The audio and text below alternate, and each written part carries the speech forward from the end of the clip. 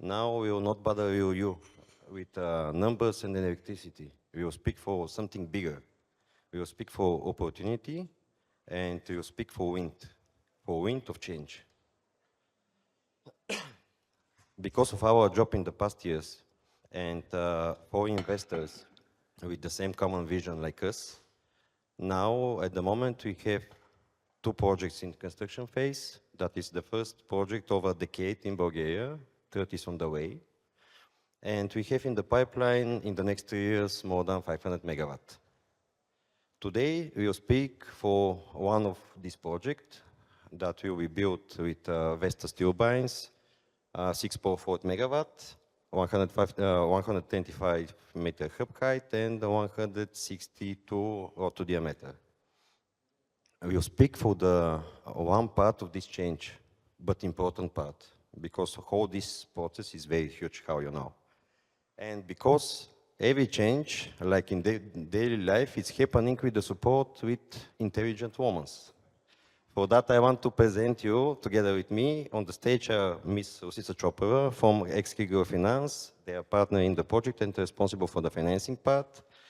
Ms. Maria Par, sales manager from Vestas Mediterranean, and Ms. Rositsa Voutcheva, managing partner from Ilieva, Voutcheva & Co., the legal firm of the owner of the project. Rossi, from your perspective, what you see today, is the financing still a problem for the wind projects of Bulgaria or not? Thank you, Yordan. Before answering the question, I would like to thank APSTE for organizing this amazing event 6 consecutive years and for bringing all the people that are working in the renewable energy space. It's very much impressive to see the energy and the positive vibes that this event brings.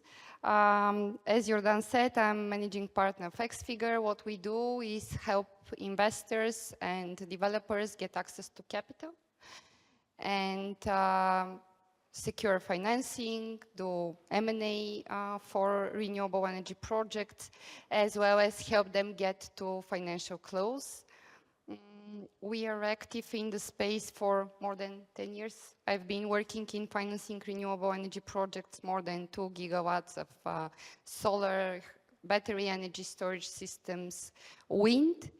And today, yes, we are positive to share a little bit of our experience, and I feel privileged to be with these amazing professionals and share some of the lessons learned or the knowledge of financing this project, but also talk in a more broader sense what it takes for renewable energy projects to be bankable and to be financeable.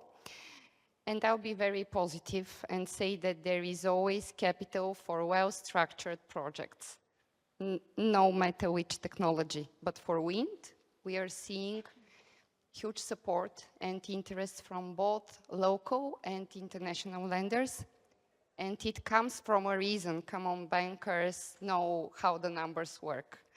And for wind, yes, it's much complicated than other technologies from permitting, from construction, and from operational point of view.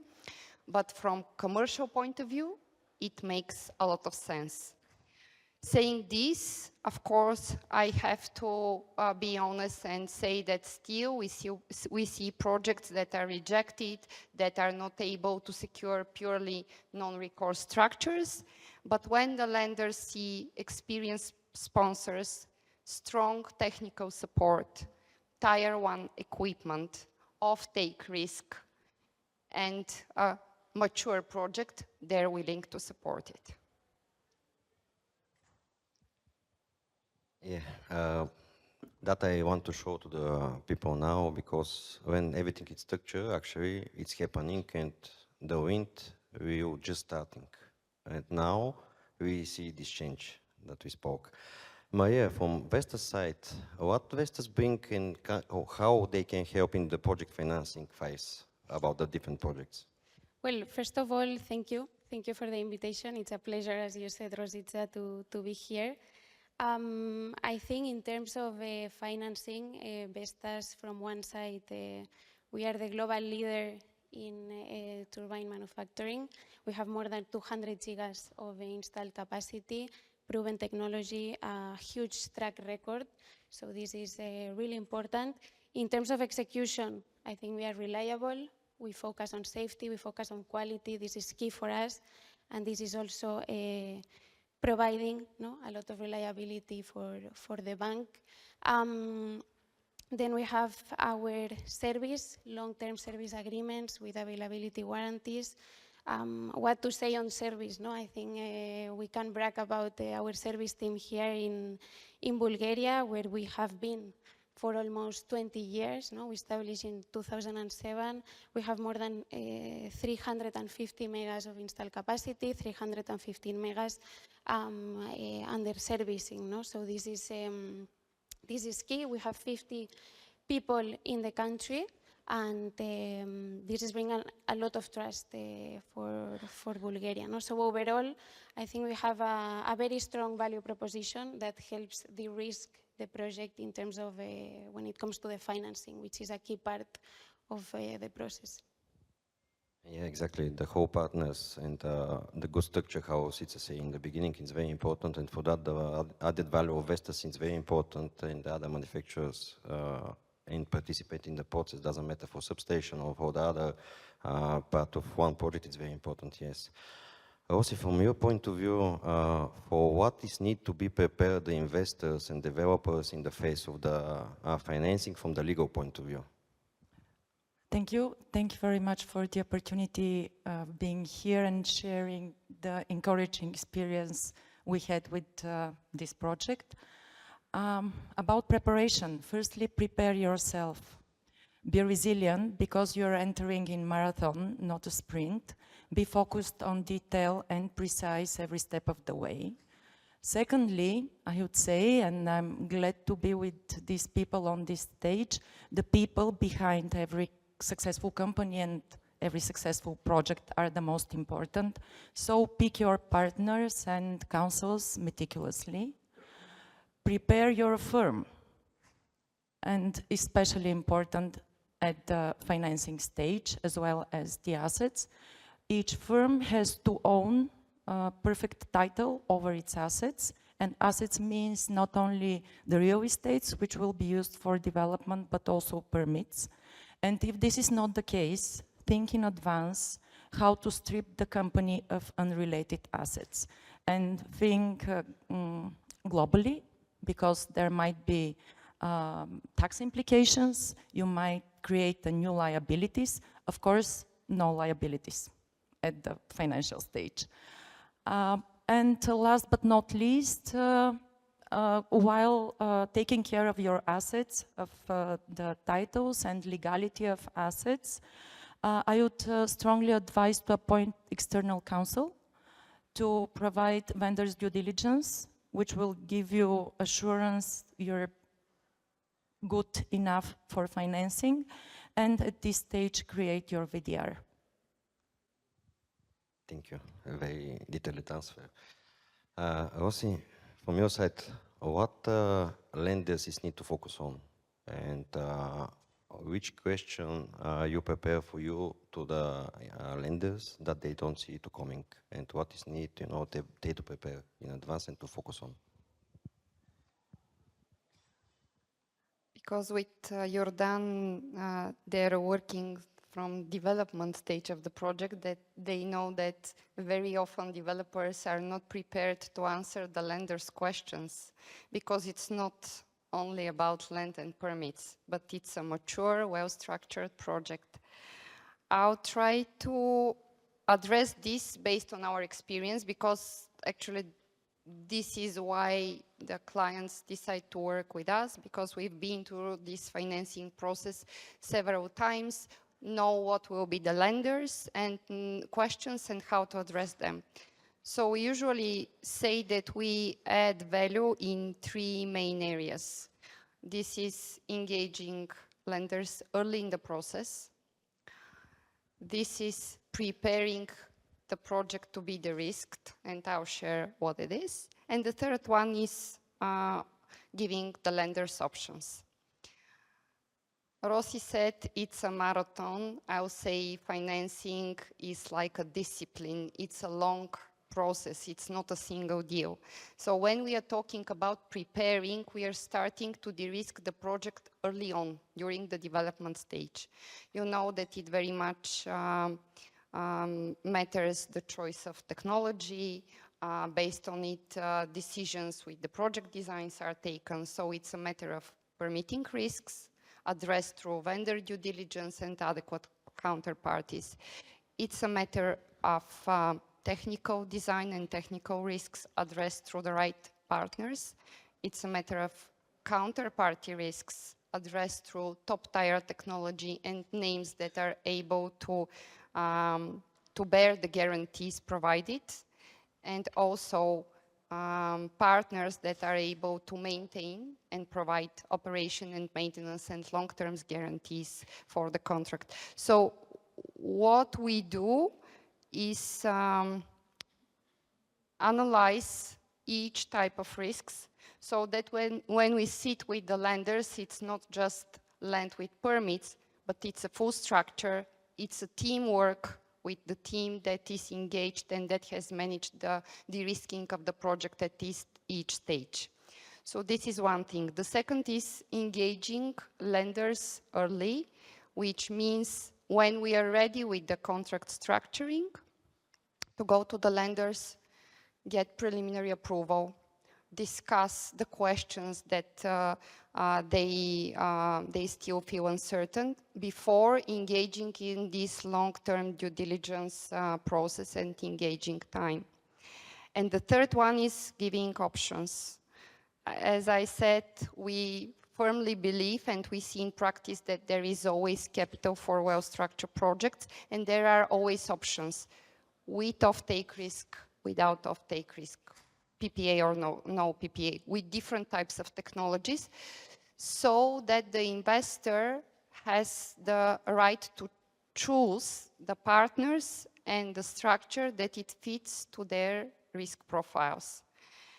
And usually lenders expect the developer and the investor to be prepared for this holistic point for risk assessment for the project and for the long term, because it's a 25 years game and not just land and permitting.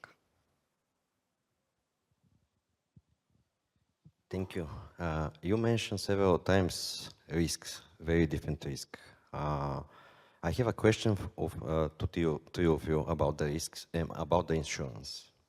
How important is the insurance? Because to be honest, I didn't invite our insurance broker in this project, RAPE, because I want to be alone with you ladies. For that, for that I will ask you to answer to this question, because the risks need to be covered, every kind of risk. And we'll give the microphone to Maria, and after that we will continue. Thank you.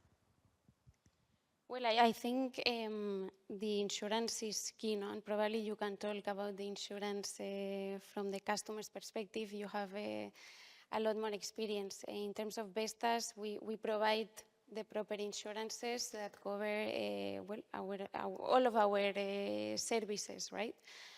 So from that side, the customer is covered, and we are as well. We have a global, let's say, agreements with the insurance companies to give us this insurance and these properties. But in terms of the customer, which I think is what everyone here is mostly focused on, I think, Rositsa, you can probably guide us a bit more. So for all of the people in the audience that haven't structured wind project and compare it only with solar, I would say it's way more complex. It's way more complex. You usually go through at least 5 types of due diligences: legal, financial and tax, environmental, technical, and insurance. And there is a reason that there is a separate insurance due diligence covering the different types of risks during the construction, the marine cargo risks. After that, during the operation, it's way more complex. And frankly, thank you for these questions, because I didn't mention, but working on the insurance package is probably let's say, a little later after the technical one, but way before financial close. It's much more complex. I would rather repeat Rossi, but yes. Okay. Sorry. Is there still some legal barriers, Rossi, to easy implementation of the wind project, or now the situation is much, much better? I would start like this. If you reach the financing stage, you overcome apparently all the bottlenecks, because I see the lenders as partners rather than like controlling authority or authority at all. There are, all we know here, we're working in one ecosystem. There are barriers in front of renewable energy projects, and these are mainly related to lack of administrative capacity and transparency in the work of state administration and local municipalities. All these apparently overcomable. So I'm really positive. When you reach the financing, the final frontier is a couple of due diligences, but also doable.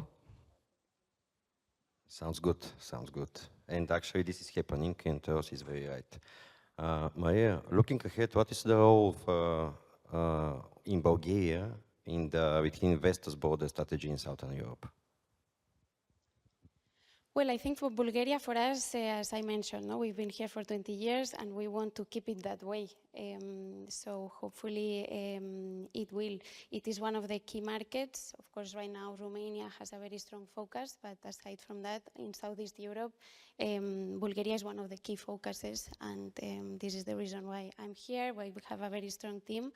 And yeah, we are here to support the wind, which we think is the right choice, and it has a lot of potential in Bulgaria, where we see a huge pipeline, right? It just needs to be, there are a few bottlenecks like there are in many, many other countries in Europe, and hopefully they will be overcome. We are here basically, as you mentioned, and I will focus a bit on that, Rositsa, on partnership, and this is what we want, to build long-term partnerships, to continue being in Bulgaria for many, many years. So that's our plan for the future here.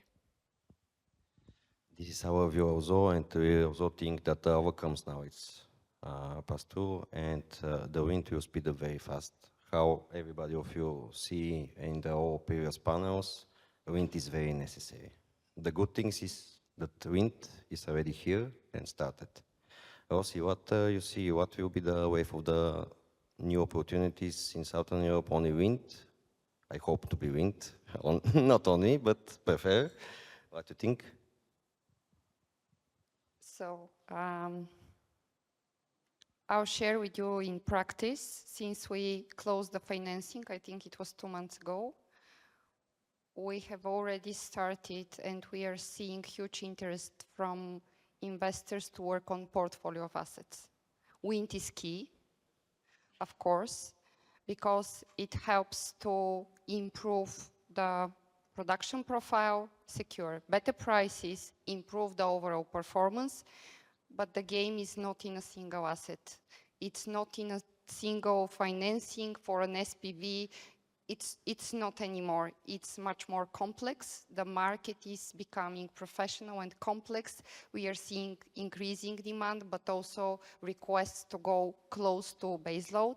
So it's in the portfolio of assets across geographies, across different technologies, in the lenders that are willing to support financing on holdco level, and in the teams that are professional, that have the experience, because banks underwrite knowledge, experience, and names. That's it. This sounds very positive. The ladies, I will finish with the discussion internally, because I want to give the people to can raise at least one question, I hope, because we have a lack of time. And for that, we will finish in this stage. Please, if you, of course, Mr. Gazdov. I think there are no other mics, so I'll use this one. Sorry for hijacking. If somebody else has a question, of course, free to raise your hand.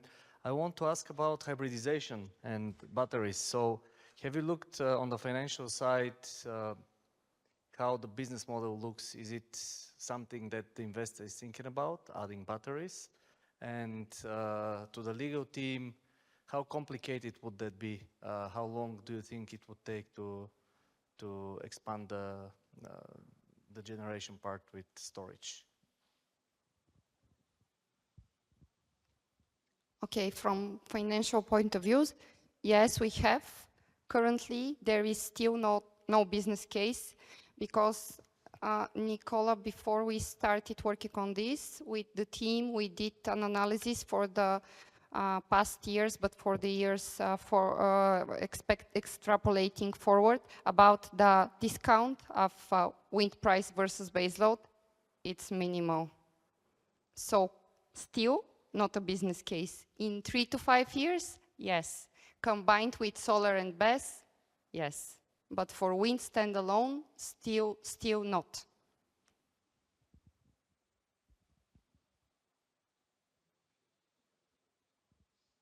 If there is no business case, no work for the lawyers.